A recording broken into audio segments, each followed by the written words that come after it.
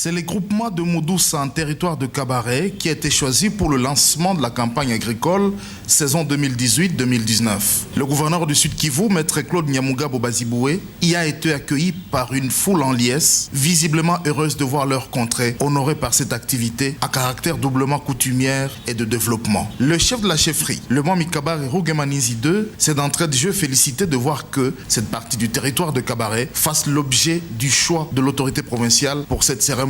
Une manière de reconnaître le fort potentiel agricole du sol des groupements de Moudoussa et Momosho, qui jusque-là accusaient un certain retard dans le développement de certaines techniques et pratiques dans la lutte contre des maladies qui frappent les plantes telles que la mosaïque de manioc et la bactériose du bananier. La ministre provinciale de l'Agriculture et Développement Rural, Adolphine Moulay, s'était apaisantie sur les potentialités agro-pastorales de la province du Sud Kivu, vantant les multiples avancées enregistrées au cours des dernières saisons culturelles, tout en reconnaissant le nombreux défis qui se dressent encore, dont l'enclavement de certaines zones dans le Sud Kivu montagneux qui ne permet pas l'écoulement des produits de la récolte vers les grands centres de consommation. Le gouverneur du Sud Kivu a remis un lot d'intrants agricoles ou pioches, arrosoirs ainsi que de semences de haricots biofortifiés et de maïs. Claude Nyamugabo Baziboué a par la suite procédé au piquage d'un rejet de bananier selon les nouvelles techniques requises pour lutter contre les maladies du bananier. Le chef de l'État lui-même était grand agriculteur à travers les différentes provinces de notre pays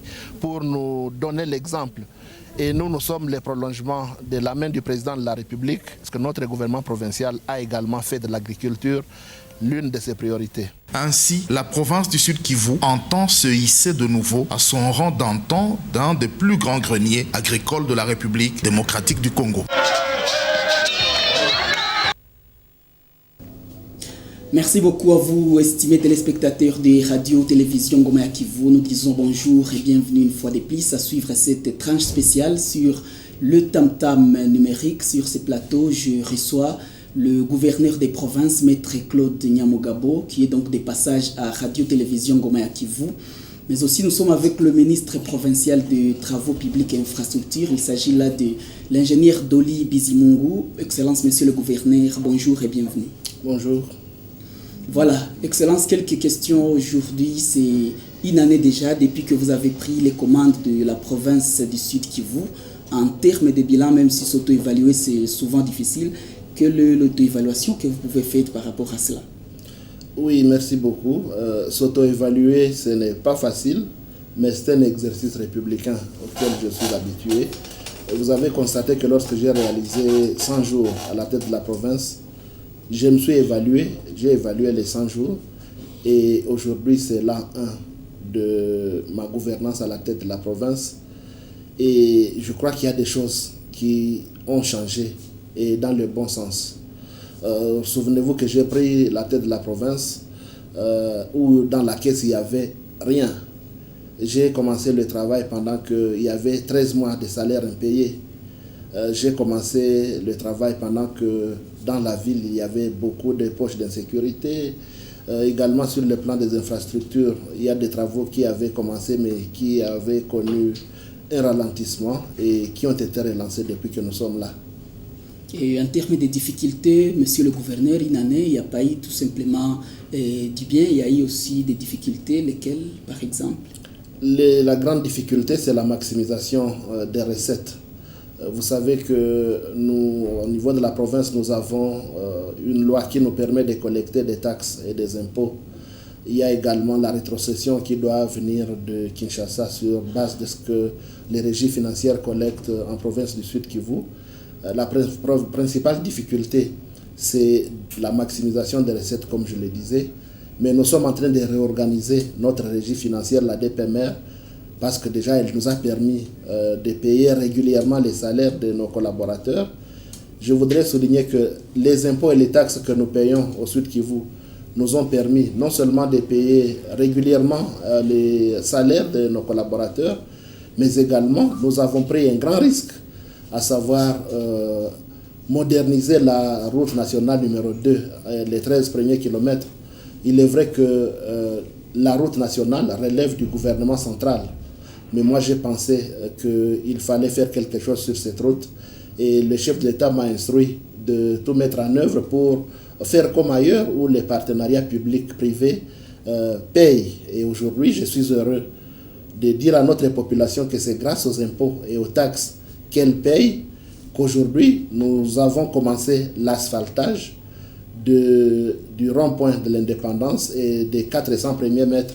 Nous allons poursuivre ce travail. Je voudrais dire merci à la population qui fait confiance à mon gouvernement.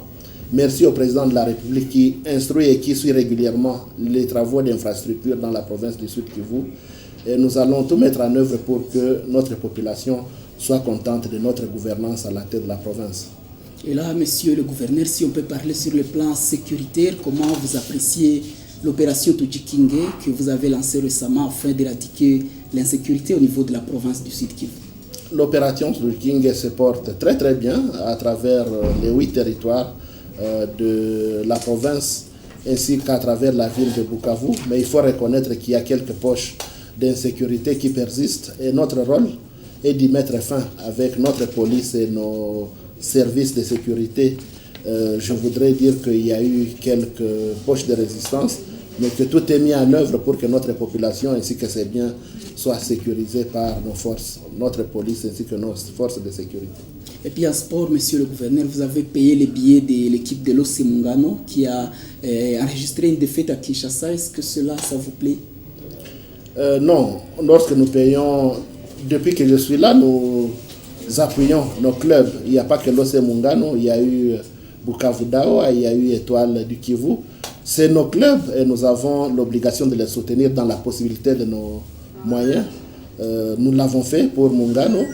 Et nous pensons que Mungano va à recruter des joueurs, à même de nous ramener des bons résultats. Nous ne pouvons qu'encourager nos athlètes de l'OC Mungano afin qu'ils fassent tout pour donner des bons résultats à cette grande population sportive de la province du Sud Kivu. Mais moi, comme gouverneur et mon gouvernement, nous allons continuer à appuyer nos clubs dans l'espoir qu'ils vont nous ramener les résultats que nous voulons. Et pour terminer, peut-être une question, un message en Kiswahili. Liwali wa jimbo kwa leo inakuwa sasa ni mwaka moja tangu pale unaanza kuongoza jimbo la Kivu ya Kusini. Ujumbe gani unaweza kuwa nayo kwa wakaaji wote wa jimbo ya Kivu ya Kusini ambao wanakuwa wakitufuata kwa muda huu? Napenda nipige kwanza asante kwa raia wetu wa Sud Kivu, kwani wameonyesha kwamba wanasoutenir government yao. Nafanya leo mwaka moja ya kutumika province ya Sud Kivu. Nimeona kwamba raia wamefurahi kazi tuko nafanya, hata kuko ma insuffisances zimoja. Ni kazi yetu kama gouvernement ni kutumika watu wafurahi. Asante sana liwali wa jimbo, na kwa hiyo tunakushukuru. Nashukuru na napenda kusema kwamba nimeanza kazi, tangia tumeanza kazi nawaza mambo mingi naendeka vizuri, surtout mambo ya mabarabara, mambo ya manjia. Nafurahi leo kuona tunaanza kutia kabulimbo mu barabara ya Place de l'Indépendance. Nafurahi kuona makazi ya barabara ya kwenda Kamanyola inaendelea mzuri. Nafurahi kuona kazi ya stade yetu inaendelea mzuri.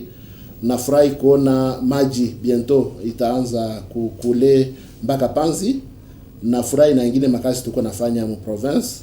Nafurahi tumejenga vilalo, tunaona tunainaugurer masomo na macentre de santé, na waza hiyo njo raia yetu nangoja. Asante sana liwali wa jimbo. Mpendo wa msikilizaji, hapo tulikuwa tukimpokea liwali wa jimbo mwanasheria Claude Nyamugabo ambaye alikuwa akitutembelea hapa kwenye radio na television Ngoma ya Kivu, na tulikuwa vile vile naye waziri jimboni anayehusika na mambo ya makazi na ujenzi. Na kwa hiyo tunasema asante kwenu nyote ambao mlikuwa mkitufuata. Lancement ce mercredi 10 octobre des travaux d'élaboration du plan de développement quinquennal de la province du Sud Kivu. Les thématiques abordées sont relatives à la gouvernance, au secteur productif, aux secteurs sociaux et aux infrastructures. Dans son exposé, le ministre provincial ayant le plan dans ses attributions, Muller Ouimbika, a adressé l'état des lieux des différents secteurs en vue de faire un diagnostic sans complaisance pouvant permettre de formuler des résolutions pragmatiques. À l'ouverture de ces travaux, le gouverneur Claude Nyamugabo Baziboué Baziboué a salué l'implication du chef de l'État, Joseph Kabila Kabange, dans les efforts visant à développer la RDC. Cela à travers de plans similaires élaborés par le passé par le gouvernement central et le gouvernement provincial. Le numéro 1 du Sud Kivu a fait savoir que désormais, les interventions des partenaires devront obligatoirement s'inscrire dans la droite ligne du plan de développement en élaboration. Ainsi, la province du Sud Kivu arrêtera de naviguer à vue, a-t-il ajouté. Nous allons mettre sur pied un plan pour 5 ans. Et tous les intervenants nationaux et internationaux qui veulent intervenir au Sud Kivu devront désormais s'aligner sur les plans de développement que nous allons mettre en œuvre. Et cela est important pour que les intervenants ne viennent pas choisir où ils doivent intervenir, parce que toutes les interventions que nous voulons doivent répondre aux besoins réels de notre population. Rappelons que le Centre Rio a abrité ses assises grâce également au partenariat avec le Programme des Nations Unies pour le développement. Y ont pris part le vice-gouverneur de province, Hilaire Kikobia, le président du bureau de l'Assemblée provinciale, des membres du gouvernement provincial, des membres des organisations et des acteurs de la société civile.